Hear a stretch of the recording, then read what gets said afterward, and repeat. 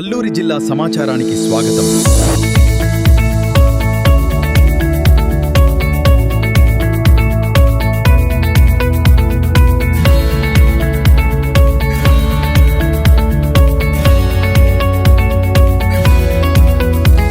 Hukumpeta Eklavya model residential స్కూల్లో ప్రపంచ ఆదివాసీ దినోత్సవాన్ని ఘనంగా నిర్వహించారు. పాఠశాల ప్రిన్సిపాల్ సంతోష్ కుమార్ ఉజ్వల్ ఆధ్వర్యంలో జరిగిన ఈ కార్యక్రమంలో విద్యార్థులు ఉత్సాహంగా పాల్గొన్నారు. ఈ సందర్భంగా విద్యార్థులు ఆదివాసీ సంస్కృతి, సంప్రదాయాలు, హక్కులు, చరిత్రకు సంబంధించిన అంశాలను ప్రతిబింబించే కార్యక్రమాలను ప్రదర్శించారు.